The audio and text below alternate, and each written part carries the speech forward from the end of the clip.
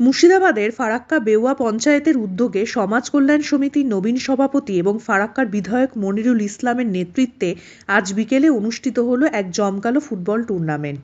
অনুষ্ঠানের সূচনা হয় অতিথিদের বরণ পর্ব দিয়ে। এরপর মাঠে এসে শান্তির প্রতীক বেলুন উড়িয়ে অনুষ্ঠানের আনুষ্ঠানিক উদ্বোধন করেন বিধায়ক মনিরুল ইসলাম। তিনি নিজেই খেলোয়াড়দের সঙ্গে পরিচিতির পর পায়ে বল মেরে খেলার সূচনা করেন। এই টুর্নামেন্টে উপস্থিত ছিলেন ফারাক্কার বিধায়ক মনিরুল ইসলাম, পঞ্চায়েত সমিতির খাদ্য কর্মদক্ষের প্রতিনিধি বাবলু ঘোষ, হাবিব পারভেজ, বেওয়া অঞ্চলের সভাপতি বরুণ ঘোষ, ডলার শেখ, তারিকুল ইসলাম সহ আরও অনেক বিশিষ্ট ব্যক্তি। ফাইনাল ম্যাচে শ্রীঘর ও মালদা দলের মধ্যে চলে হাড্ডাহাড্ডি লড়াই। টান টান উত্তেজনার মধ্য দিয়ে শ্রীঘর দল মালদাকে 2-1 গোলে পরাজিত করে বিজয়ী হয়। খেলা শেষে বিধায়ক নিজে বিজয়ী দলের হাতে পুরস্কার তুলে দেন। বিধায়ক মনিরুল ইসলাম বলেন, আজকের দিনে খেলাধুলা অত্যন্ত গুরুত্বপূর্ণ। মোবাইল আসক্তির কারণে আমরা শরীরচর্চা থেকে দূরে সরে আসছি, যা স্বাস্থ্যের জন্য ক্ষতিকর। তাই শরীরচর্চা ও খেলাধুলাকে উৎসাহিত করতে এই ধরনের আয়োজন চালিয়ে যাওয়া হবে। সকলে এগিয়ে আসুন, শরীরচর্চা ও সুস্থ জীবনযাপন বজায় রাখুন। তিনি আরও বলেন, ফারাক্কায় খেলাধুলার প্রসার ঘটিয়ে যুব সমাজকে সঠিক পথে পরিচালিত করাই আমাদের মূল লক্ষ্য। বিধায়ক মনিরুল ইসলামের এই উদ্যোগে এলাকাবাসী বেশ উৎসাহিত। অনুষ্ঠানের শেষে সাংবাদিকের মুখোমুখি হয়ে তিনি আরও গুরুত্বপূর্ণ বার্তা দেন। ফারাক্কা থেকে মনোজিৎ ঘোষের রিপোর্ট, নিউজ 15 বাংলা। এখানে এসেছি, আপনাদেরকে ধন্যবাদ জানাচ্ছি কি আপনারা সবগুলা খেলা কভার করেন আর কি। আমরা ইদানিংকালে দেখতে পাচ্ছি কি আমাদের বর্তমান প্রজন্ম মানে যেভাবে আমরা মোবাইলে ছেলেমেয়েকে আসক্ত হয়ে গেছি আর কি, তারা আমরা চেষ্টা করছি মাঠমুখো করার। কারণ খেলাধুলা বিলুপ্ত হয়ে গেলে মানুষের শরীরে মানে অসুখ বিসুখ হওয়ার সম্ভাবনা বেশি থাকে। আমরা যে জিনিসটা চেষ্টা করি সেই জিনিসটা কিন্তু হাতে নাতে ফল আমরা পাচ্ছি।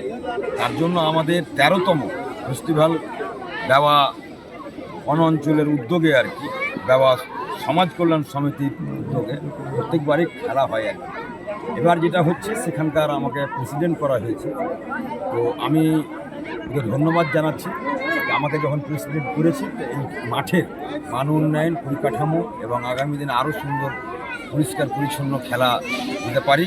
এবং এখানে আমাদের সাথে আমাদের তারিকুল মাস্টারদা আছে, আমাদের সোমেনদা আছে, আমাদের হাবিবদা আছে, বাবলুদা আছে, বরুণদা আছে, ডলারদা আছে, আরও প্রধানেরা আছে, পঞ্চায়েত সমিতি মেম্বার মানে অসীমদা আছে, অনেক জনপ্রতিনিধি এখানে আছে, সমাজসেবী মানুষ আছে, গণ্যমান্য ব্যক্তিরা আছে।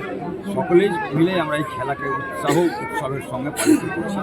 এই মাঠটার আমি সৌন্দর্য মানে দেখতে পাচ্ছি। ফারাক্কা ব্লকের মধ্যে নুরুল হাসান কলেজ বাদ দিয়ে তারপরে যদি মাঠ হিসেবে দেখা যায় তাহলে এই বেওয়া অঞ্চলের এই মাঠটা ভালো লাগে আর সেখানে আমরা আগামী দিনে চেষ্টা করব মানুষ দিনে ভালো করে বসে খেলাটা দেখতে পারে, আর আগামী দিনে আমরা আরও ভালো খেলা দেখাবার আমরা মানুষকে চেষ্টা করি। দাদা আজকে দলই ভালো খেলেছে, দুই দলই ভালো খেলেছে।